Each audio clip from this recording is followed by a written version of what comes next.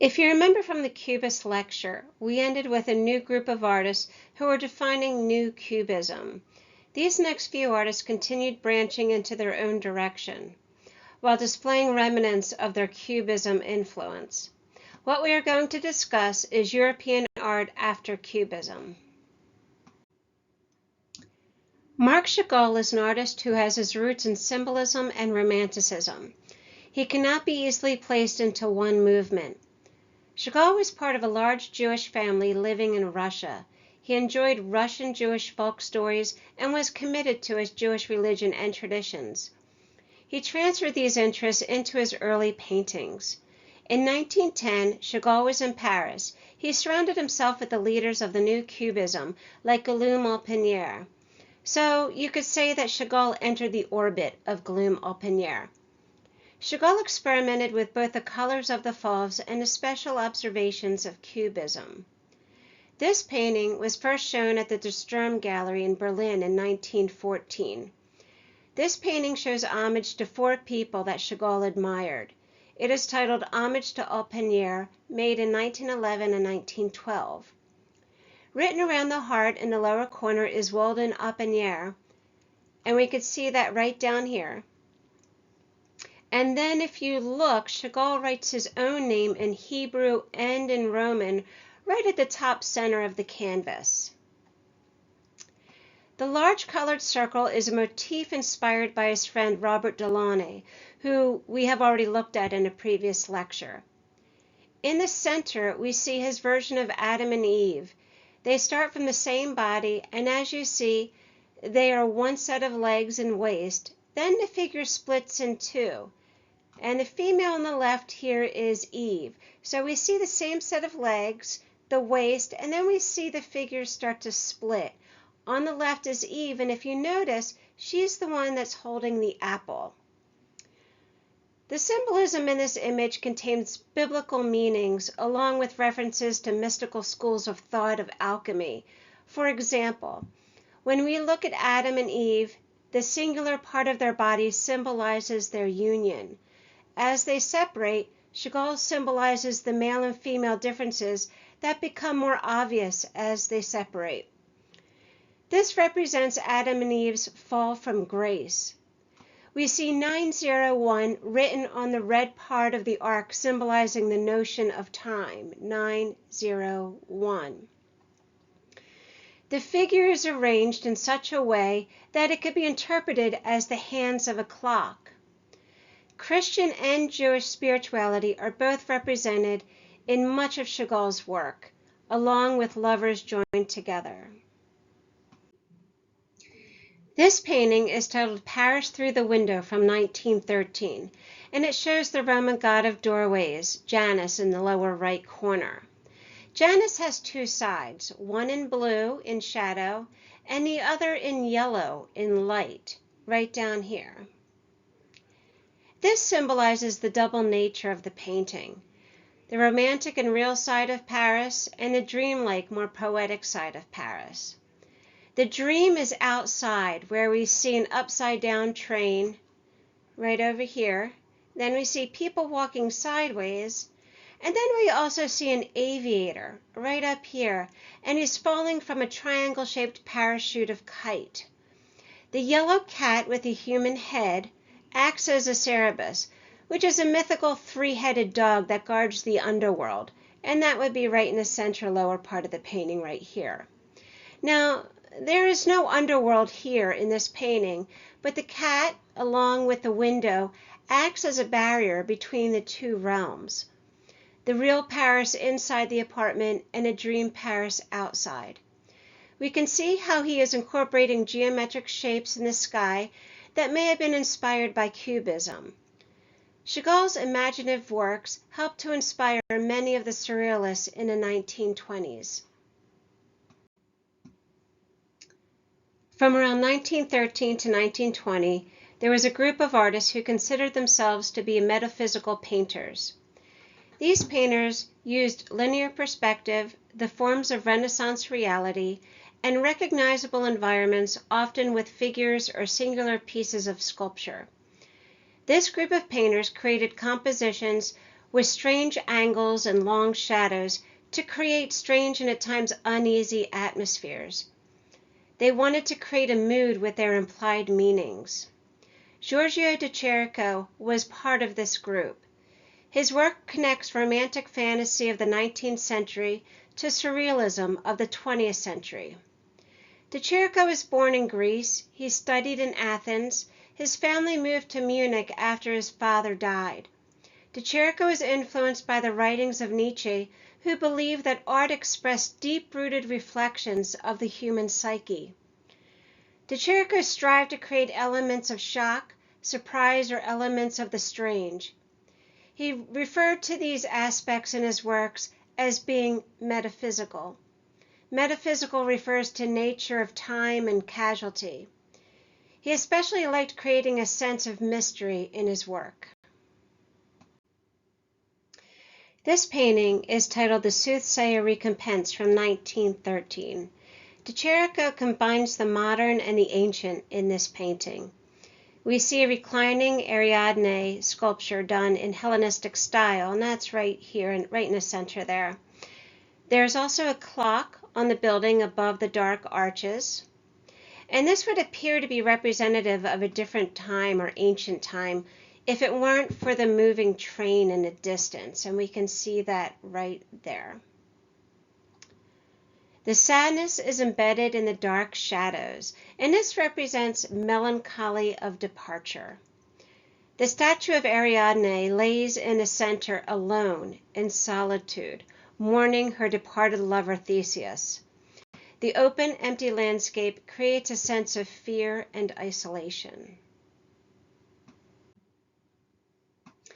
In this painting, titled The Melancholy and Mystery of a Street from 1914, de Chirico uses dramatic perspective to disorient the viewer and create an emotional effect. On our right, we see a building creating a cast shadow on the foreground of the painting. The building on our left in sunlight pulls our eye back up to the sky that is dark as if it is about to storm. Then we look into the only area of the painting that is warm, with the earth orange. So what de Chirico is doing here is he's creating a composition that forces the viewer's eye to move around the canvas. So if we look, we see the building here, the dark building, with a dark cast shadow, and then the light building pulls our eye straight up into the dark sky, and then back down into the warm street. Down to the lower left corner where we see a girl playing with a hoop that she is rolling, right there. Now she is moving towards a black shadow of a figure who seems to be standing behind the dark building. It is an ominous figure whose intentions and purpose are unclear. The old-fashioned carnival car sits abandoned with its doors open, which adds to the disturbing image, and we can see that right there. Now, this can be interpreted quite differently, with it just being late in the day, where the sun is going down after the stores are all closed, while we see a young girl rushing home for the evening.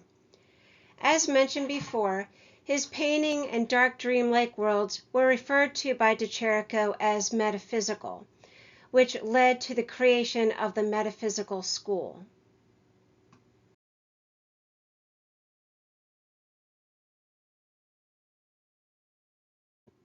Now we are going to talk about Futurism.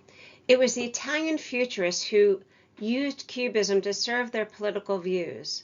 Some of their works were completely abstracted, but more often than not, their work, like the traditional Cubists, were derived from the physical world.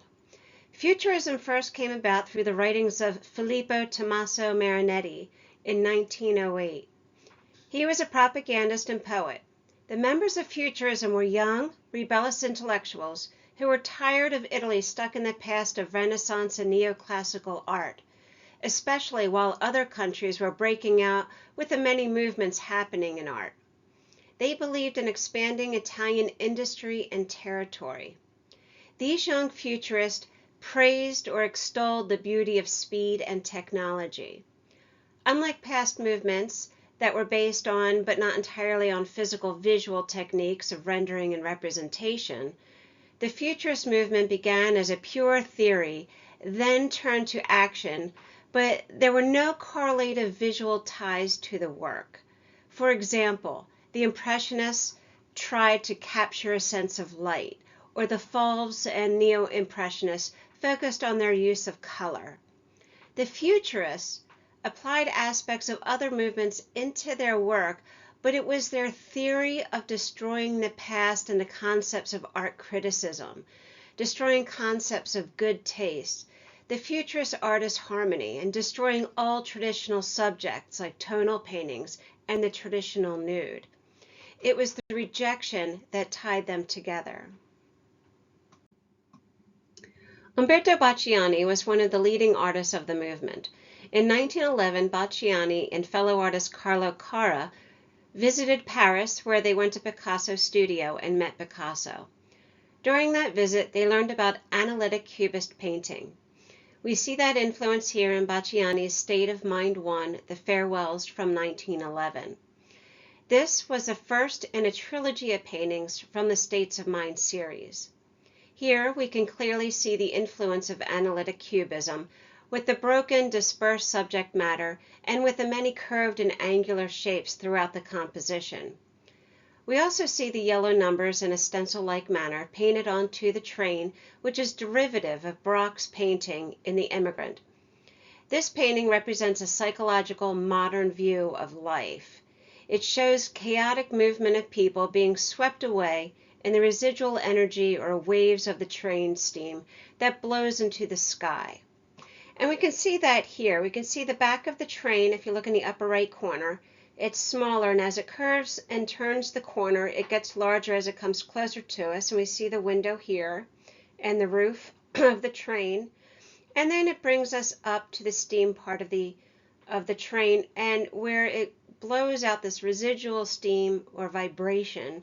And what it does is it comes down to these people being swept away, moves the eye around, and then we have these light curvilinear lines that bring us right back into the painting, only to be swept away again.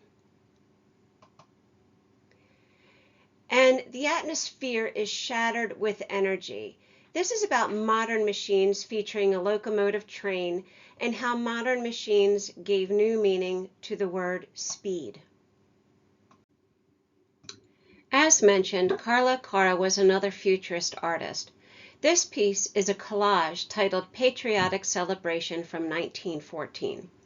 There is movement in this piece through the compositions of words, letters, newspaper clippings, and color that seem to radiate out from the center, creating visual noise. We can almost imagine through the composition the spokes of an automobile tire or propeller of a plane spinning in action.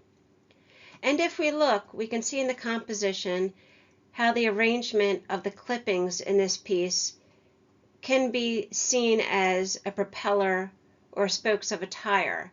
And then there is sporadic shading on the outside of a spiral that Carra creates as it goes out towards the edge of the piece that creates a spinning effect.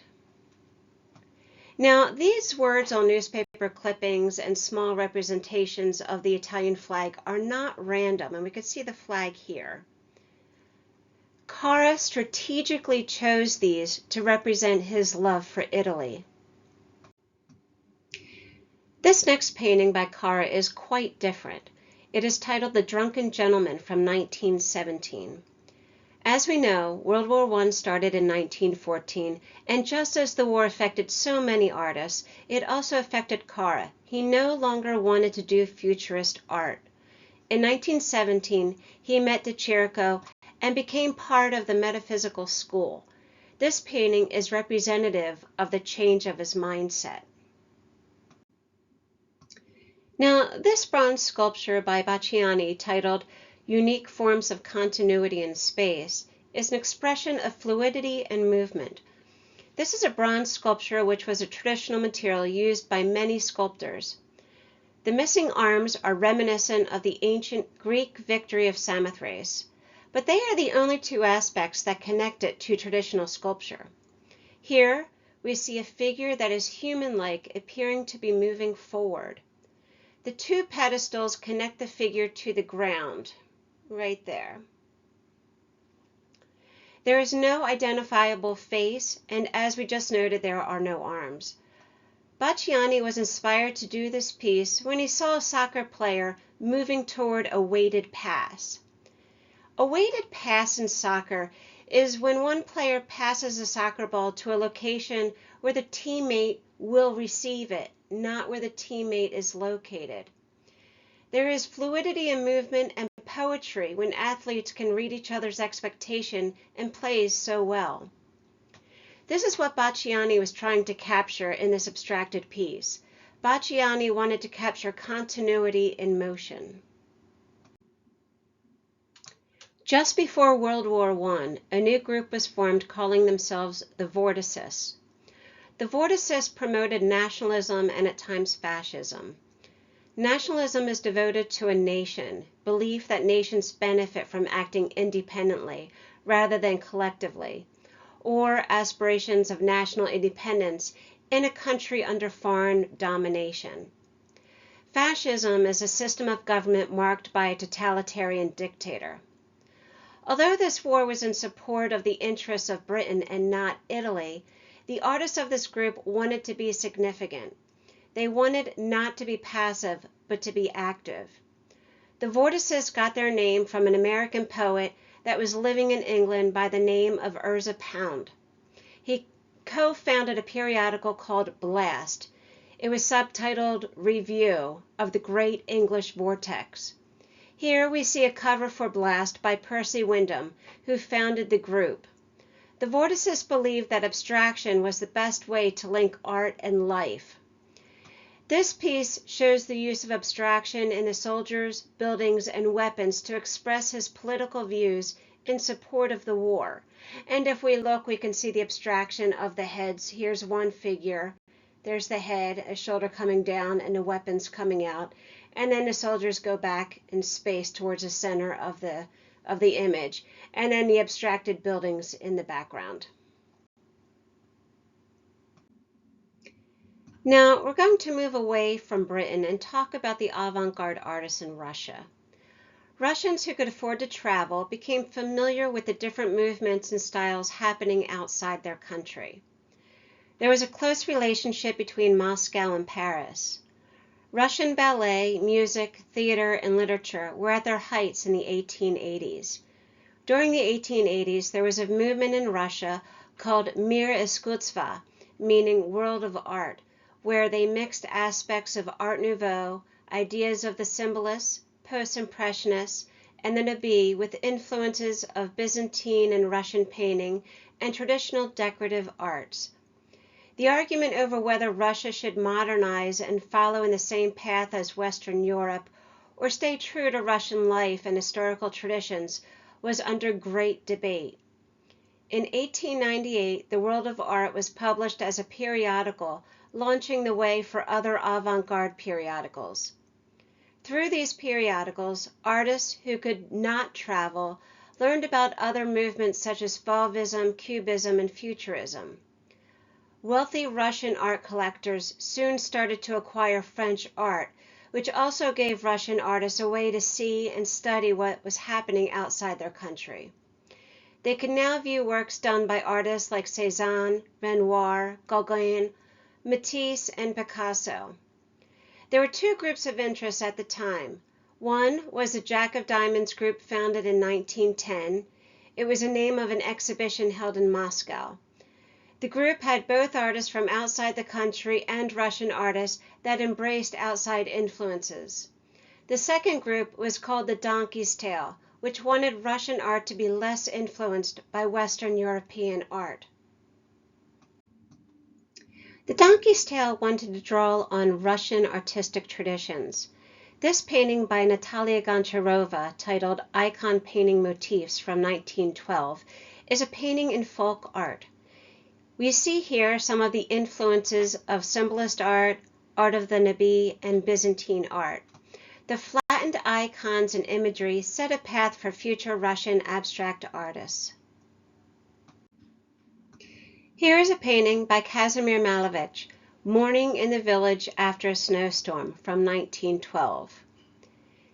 He paints this in a cubist manner using geometric shapes that, along with minimal palette, binds this painting's composition. We see two cylindrical peasants in the foreground carrying buckets, walking between angled houses. The tops of the trees are curved in a circular fashion, and there's a figure pulling a sled further down the path or road. And if we look, we can see here the two figures. Here's the top of one figure and the body with their feet carrying a bucket, and then another figure here carrying a bucket in both hands. And the curvilinear trees up top here, the structures of the buildings, and then a person pulling a sled. And this just shows, again, the influence of Cubism. Here's a photograph of an installation by Malevich titled 010 from 1915. If you look at his works on the walls, you will see his works are extremely simplified. The major components of Malevich's non-objective art are geometric shapes. Malevich believed his paintings could exist without reflection of the external world.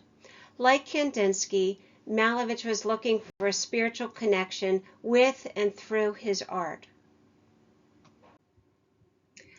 Lissitzky was an artist who developed his own form of abstraction called PROUNs. It is believed that the name PROUNs may have been an acronym for Project for the Affirmations of the New in Russia. An acronym is a word formed from the initial letters or parts of a word. Lissitzky's work is made of 2- and 3-dimensional geometric shapes that tend to float in space. He uses axonometry in his works, which is a method of drawing horizontal and vertical axes to scale, but the diagonals and curved lines are distorted. Axonometry differs from linear perspective in that it preserves the scale. The 1917 October Revolution gave rise to Russian constructivism. It was a movement that enlisted art for the new Soviet Union. Russian constructivist artists believed that art and life should not be separated, and that when they are combined, would help the ideology of the new society and help the lives of the citizens living in Russia. These artists made advances in Russian typography, furniture, theatrical design, and textiles. Vladimir Tatlin was the founder of the Russian constructivist movement. Tatlin visited with Picasso in a studio in 1914 when he traveled to Berlin and Paris. He was introduced to Cubism and particularly admired the use of collage in sculpture. When Tatlin returned to Russia, he began making reliefs using cardboard, metal, and wood, and would coat the surface with broken glass, plaster, and glazes. Unfortunately, many of Tatlin's abstract reliefs have gone missing. The only record of them are through photographs and drawings. This photograph is one of his counter-reliefs. We see wire suspended across the corner of a room. This piece was constructed in the St. Petersburg State Museum in Russia. This is very different from traditional sculpture. The objects used inhabit the viewer's space more directly than a traditional bronze or marble sculpture. Tatlin believed that for a work to have significance, the materials used must have chosen principles that contain certain properties. He referred to these principles as culture of materials or truth of materials. Tatlin believed that by using his principles and materials in both idea and application, that the laws of life itself would be in his finished reliefs. Tatlin supported the Russian Revolution, and within the next few years following the revolution, he became interested in engineering and architecture. This is his model for monument of the Third International from 1919 to 1920. It is made of wood, iron, and glass and stands 20 feet high. It was exhibited in St. Petersburg and Moscow in 1920. A full-scale version was never created. However, if it were, it would have been taller than the Eiffel Tower, and it would have been the largest sculpture of its time. It would have been 1,300 feet high. It is tilted with a spiral frame and would have had glass units for conferences and meetings. Tatlin planned on having these glass units slowly revolve, making a full revolution once a year, once a month, and once a day. This kinetic piece of work would have symbolized a new machine age. Varvara Stepanova was a painter who eventually turned to production art. She wanted to create manufactured materials through having a collaboration between artist and industrial worker. Stepanova was an idealist who wanted to aid in the creation of a new society. She made designs for the state textile factory in Moscow using strong geometric patterns. Stepanova designed clothing for the new man and woman. She emphasized ease of movement and comfort for the worker. However, the years of their civil war after the revolution left Russia in an economic crisis. So many of the goals and projects planned by Russian constructivists were never fully created. Even though Stepanova's design for sportswear was never created, these plans were received well during the 1925 exhibition in Paris.